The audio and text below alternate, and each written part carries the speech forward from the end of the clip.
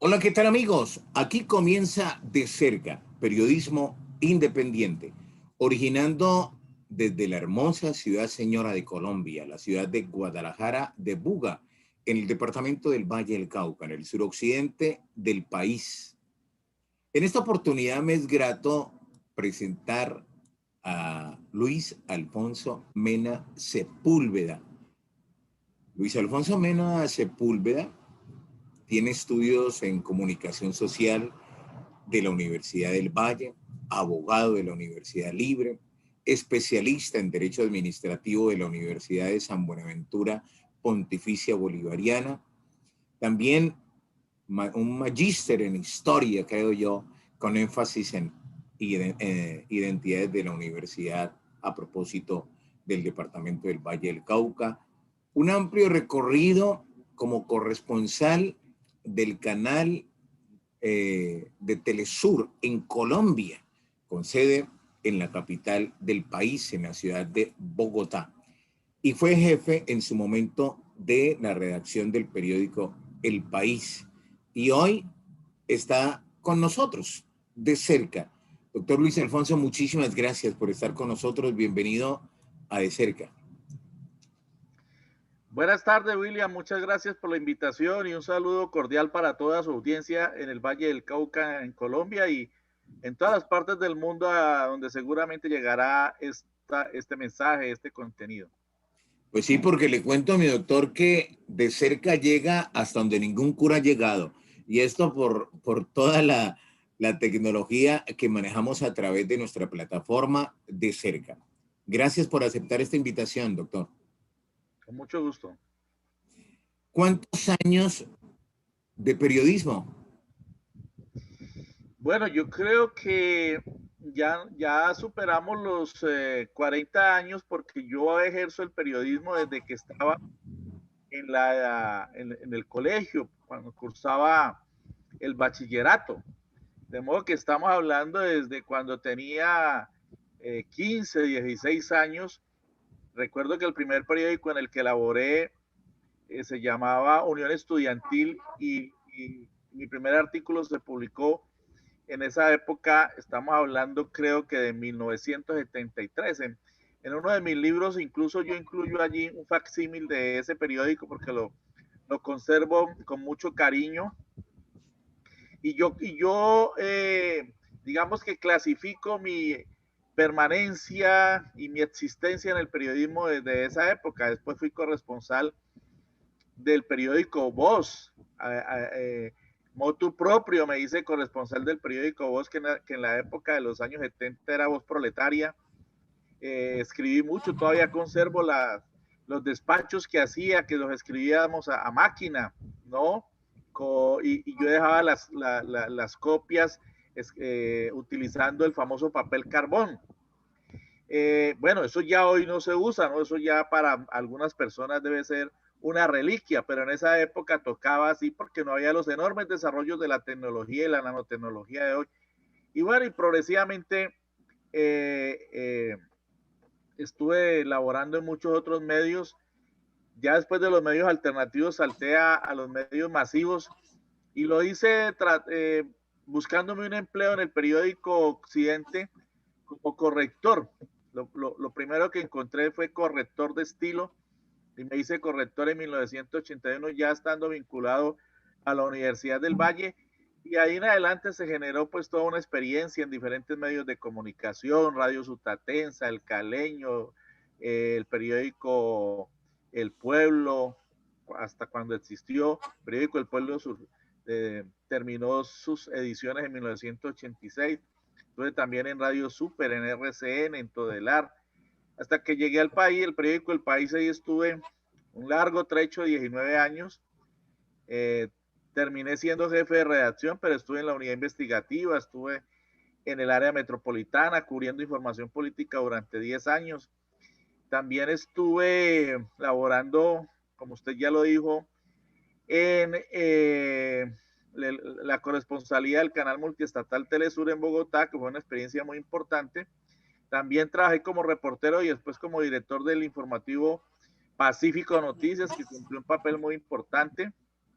de apoyo al proceso de paz y denuncia de tantos problemas que afectan a nuestra sociedad.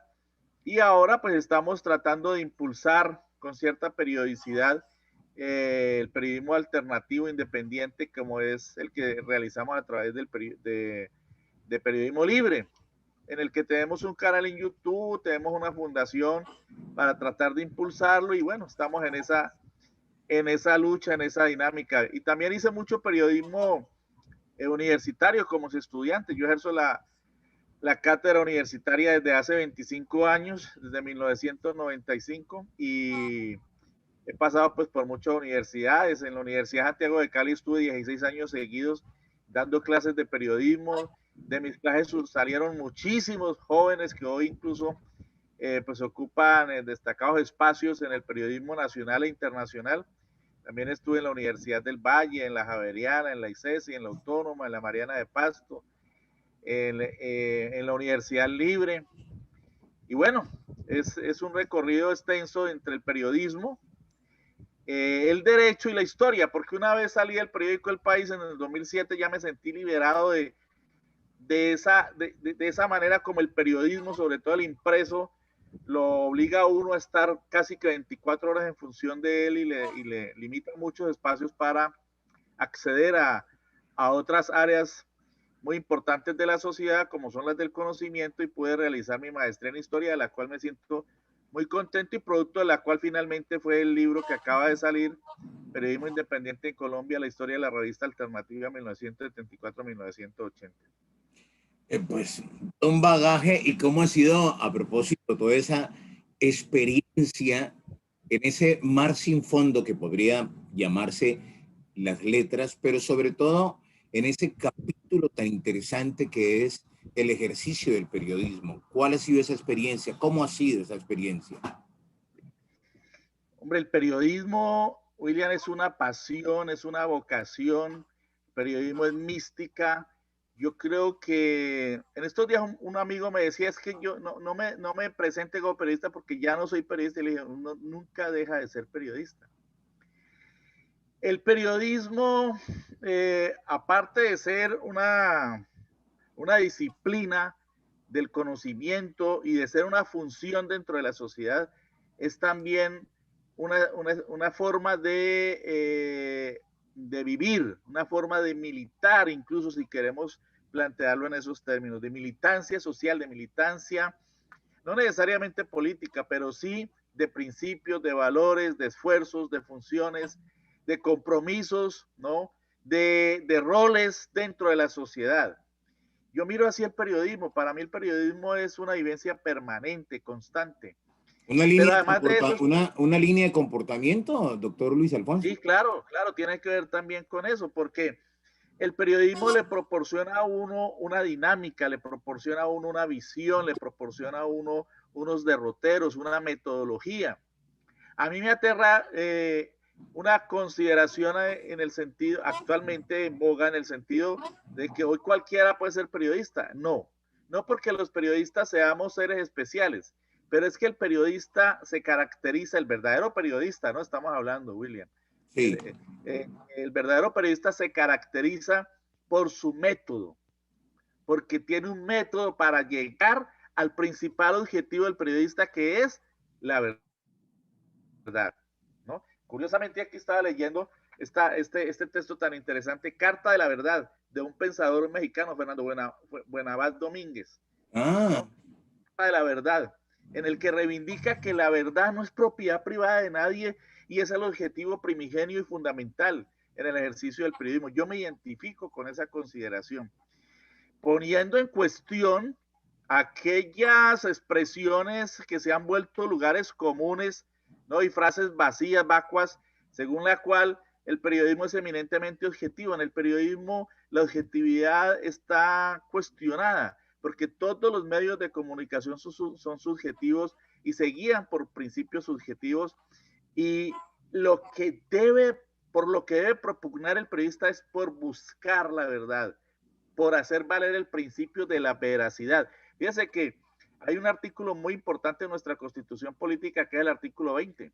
Y el artículo 20 de la Constitución, que yo lo considero la almendra, la médula del derecho a información en nuestro país, por lo menos teóricamente, que tenemos que hacer valer, establece que el ejercicio del periodismo se debe desarrollar con veracidad y con compromiso social. Yo creo en la veracidad, yo creo en la veracidad, yo creo que el objetivo fundamental del periodista debe ser la búsqueda de la verdad. Y entonces nosotros no podemos caer en la creencia tan distribuida, tan esparcida en la actualidad, en el sentido de que como todo el mundo tiene un teléfono, ¿no? Todo el mundo tiene un teléfono, entonces todo el mundo puede ser corresponsal, todo el mundo puede ser periodista. No, esto es una herramienta muy importante, ¿sí? Y sin esta herramienta, por ejemplo, no se hubiera podido documentar tantas violaciones a los derechos humanos, tantos crímenes cometidos por las autoridades de policía entre el 9 y el 10 de septiembre en Bogotá, por ejemplo.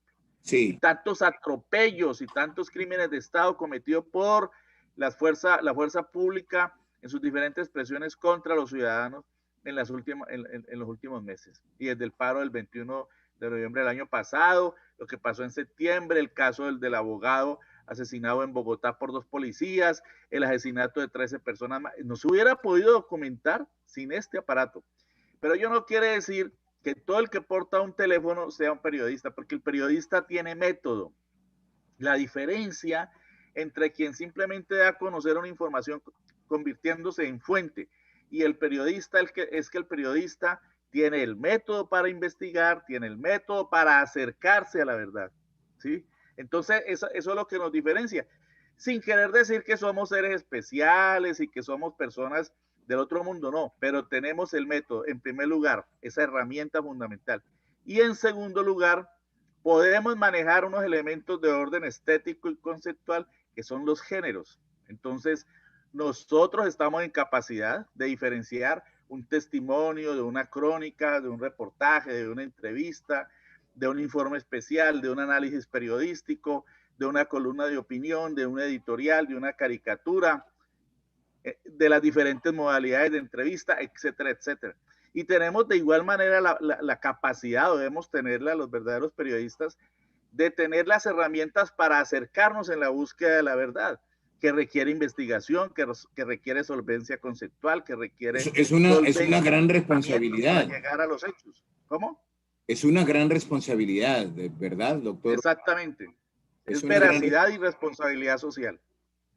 Pues a propósito, lo dice Ryszard Kapuscinski, el maestro del periodismo, si se puede utilizar esa expresión, de Ryszard Kapuscinski, que para ejercer el periodismo, ante todo, hay que ser buenos seres humanos. Las malas personas no pueden ser buenos periodistas. Si se es una buena persona, se puede intentar comprender a los demás, sus intenciones, su fe, sus intereses, sus dificultades, sus tragedias. Usted, doctor Luis Alfonso Mena, durante tanto tiempo, se imagina uno que ha sido testigo de esa evolución, de esos virajes, de esos movimientos que ha tenido en el transcurso del tiempo el ejercicio del periodismo. ¿Cómo han sido esos movimientos? ¿Han sido favorables ahora? ¿Cuál es su óptica y su opinión referente a, a ese proceso? Si ha cambiado y si se ha dado, ciertamente. A ver, yo creo que en relación con lo primero que plantea usted sobre Kapuscinski, que plantea también una gran cantidad de elementos de orden estético, de orden ético y de orden metodológico en sus diferentes trabajos, porque fue un corresponsal de guerra muy avesado y que pudo ser testigo de numerosos acontecimientos sufridos a lo largo de la historia contemporánea. Yo creo que toda persona, no solamente en el periodismo, sino en cualquier disciplina del conocimiento y en cualquier función que desarrolle dentro de la sociedad, debe ser buena persona, ¿no? Y yo creo que ser buena persona parte de un elemento fundamental, que es la transparencia, que es la honestidad. Si no hay honestidad, si no hay rectitud, si no hay verticalidad, si no hay un valor fundamental que guíe ese ejercicio, pues difícilmente se podrá cumplir de verdad con las funciones que nos plantea el ejercicio del periodismo. Y esto me conduce a lo segundo de su interrogante. Es decir, yo creo que estamos en crisis en el periodismo colombiano. Estamos viviendo una profunda crisis derivada del hecho de que el periodismo se está utilizando como un elemento de soporte de injusticias, como elemento de soporte de desigualdades, como elemento de justificación de la terrible desigualdad que existe en nuestra sociedad. Nuestra sociedad está plagada de unos abismos sociales inconmensurables y de unas desigualdades inmensas, insondables, y el periodismo no puede ser agente para sostener ese establecimiento. Pero coincido con lo que planteaba hace mucho tiempo, en la década de los años 70, el filósofo francés, un filósofo francés que sostenía que los medios de comunicación no son otra cosa que aparatos ideológicos del Estado. Ese era el planteamiento de Luis Althusser. Yo recomiendo a Luis Althusser, porque el análisis estructuralista que él hace, lo hace desde una óptica marxista, pues tiene plena vigencia en la sociedad de hoy. La verdad es que los medios de comunicación hacen parte de todo el andamiaje, de toda la superestructura del Estado. El Estado, digamos que medios hegemónicos, ¿no? Exacto, los medios hegemónicos, claro. Claro, porque estamos hablando de los medios que contribuyen al sostenimiento del establecimiento y del poder. Porque así como aparecen los medios hegemónicos, parte de esa superestructura ideológica y política del Estado, pues también esos medios dialécticamente generan la resistencia con la aparición de medios contrahegemónicos de resistencia populares, alternativos, independientes, como el suyo, por ejemplo, y como muchos otros que luchan contra estas corrientes y que hacen más o menos lo del salmón, que es ir contra la corriente. Entonces me identifico con ese planteamiento, ¿no? Porque en realidad los grandes medios de comunicación, estamos hablando de RCN, de Caracol, de Semana, del diario El País, del Espectador, del periódico El Tiempo, ¿no? De CMI, etcétera, los grandes medios de comunicación, pues hacen parte de esa superestructura que deriva de una estructura o base económica que es la sociedad capitalista. Y que están al servicio del poder, en cierta forma, ¿no? Exacto. Ellos fundamentalmente están ahí para defender el poder, para defender lo que yo llamo el statu quo o el establecimiento, es decir, el sistema económico existente. ¿Quién sostiene todos esos medios? Pues los grandes pulpos económicos. ¿A quién pertenecen esos grandes medios? A los grandes pulpos económicos. ¿Quiénes pautan en ellos? Los grandes pulpos económicos. Fíjese usted que la historia de los medios de comunicación hegemónicos en nuestro país, pues es la historia de las familias adineradas, de las familias que se convierten también en oligopolios, en grandes empresarios y en grandes pulpos económicos, RCN, Ardila Lule, el periódico El Tiempo con el Grupo Aval y un gran poder financiero detrás de él que es Sarmiento Angulo, y así sucesivamente, Caracol con el Grupo Santo Domingo en televisión y en Blue, y el pulpo económico y mediático español Prisa, Caracol Radio, etcétera, etcétera, etcétera. Y ni O qué sea que, hablar de las perdón, maestro Luis Alfonso, o sea que en otras palabras, su merced nos responde el interrogante, el segundo interrogante que le expresaba, y es que en el transcurso de los años, la hegemonía ha sido, bueno, un poquitico, yo no sé si llamarla cerrada o minimizada, en el entendido de que han brotado, por fortuna, para la opinión pública, medios independientes y alternativos. En eso radica de pronto una cierta diferencia en el proceso del mismo proceso del ejercicio periodístico. En otrora solo existían medios hegemónicos al servicio del poder y con el tiempo empezaron a brotar estos medios independientes.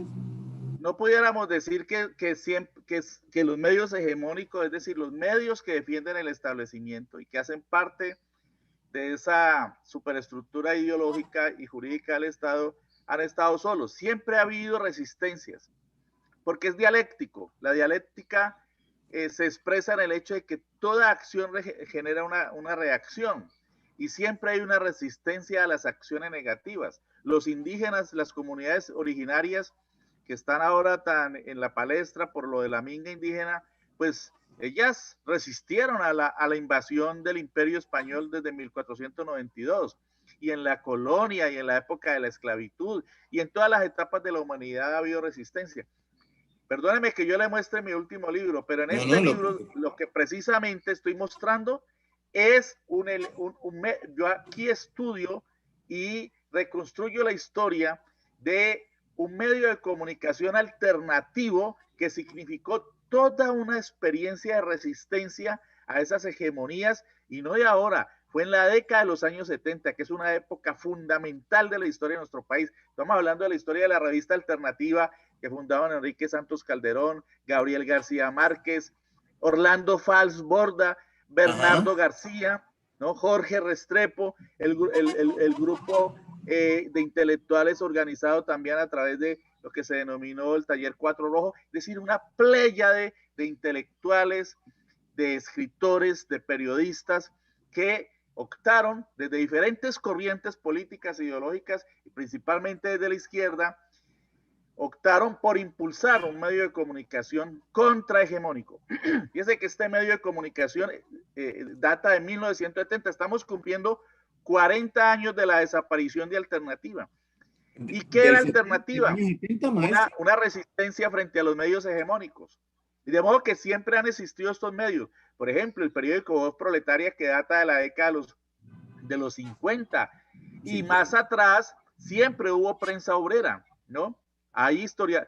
Lo que pasa, William, es que la historia de la prensa y de los medios de comunicación alternativos, ¿no? Contrahegemónicos, independientes, dijéramos de oposición, de izquierda, de las clases que se denominan clases subalternas, poca investigación han tenido. Hay muy poco trabajo historiográfico sobre ellos. Pero incluso en el siglo XIX ya había algunos medios y atisbos de expresión de medios de comunicación, de prensa obrera y principalmente de prensa pues liberal, ¿no? Y después en el siglo XX prensa obrera, cuando ya surge en forma pues la clase obrera de nuestro país. Y toda esa historia está por ser desarrollada. Hay un historiador en Bogotá que ha trabajado mucho ese elemento, que es Renan Vega. Aquí en el Valle del Cauca también se ha hecho algo. El profesor Gilberto Loaiza trabajó de la maestría en historia de la Universidad del Valle, también ha trabajado estos elementos, pero digamos que falta profundizar mucho más en ello, en la historia de las resistencias desde la prensa popular, obrera, alternativa, y eso es lo que procuramos hacer en este libro. De modo que ha habido siempre resistencia. Ahora, en los mismos medios de comunicación masivos se han expresado voces altivas, voces progresistas, voces opositoras, voces, digamos, de izquierda o voces socialdemócratas, que no necesariamente han estado de acuerdo con las líneas políticas liberales o conservadoras bipartidistas de los medios de comunicación, pero que han tenido que elaborar allí, como fue mi caso, porque pues los medios de comunicación en nuestro país no es que tampoco proliferen por cantidades. Digamos que esa es una aproximación a la inquietud que estabas planteando. Con respecto al surgimiento de los medios alternativos, maestro Luis Alfonso Mena, no basta con que sean alternativos, se requiere también de que sean independientes. El concepto de medio alternativo muchas veces no es bien entendido, en dos sentidos. Se entiende por medio alternativo el que es marginal, el que no tiene incidencia, el que no tiene influencia, ¿no? Y entonces no le dan importancia, ni lo mencionemos para que no se crezca, etcétera, etcétera, ¿no? Es como el medio soliloquio que yo llamo, o sea, sí, habla solo y que él se desgañite en el desierto hablando solo, que nadie lo va a ver, o dos o tres personas. Eso no es un medio alternativo.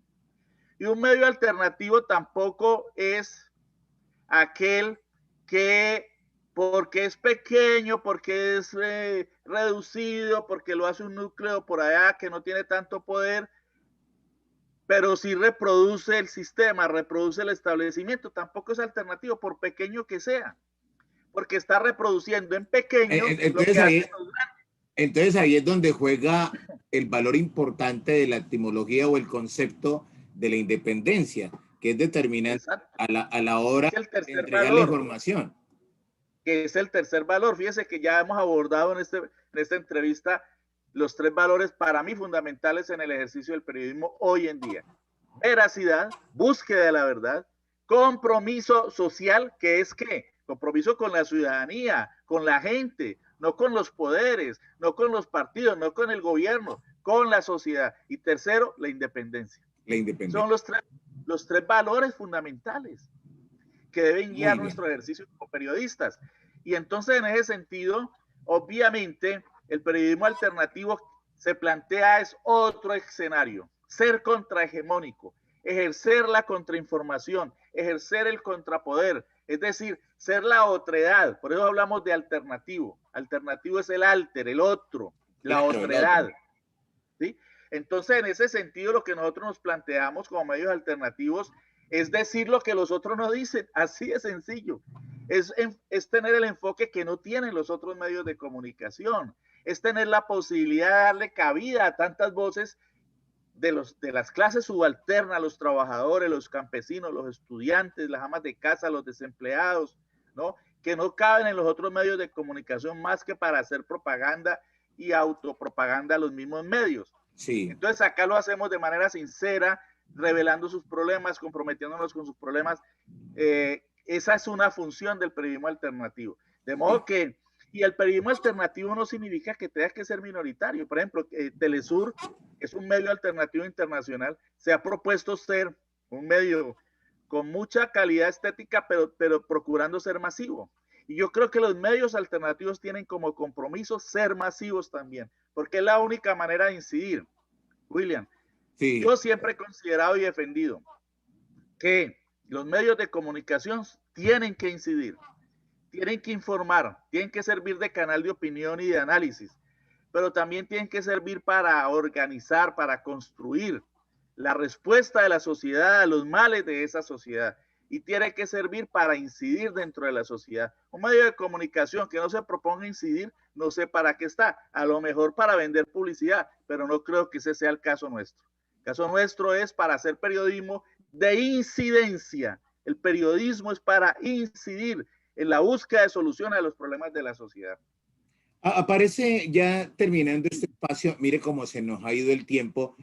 Hoy, Muy rápido. hoy, hoy reitera uno, mi doctor Luis Alfonso Mena Sepúlveda, el invitado en esta oportunidad de cerca, que la vida es eso, la vida es algo que sucede mientras suceden tantas cosas.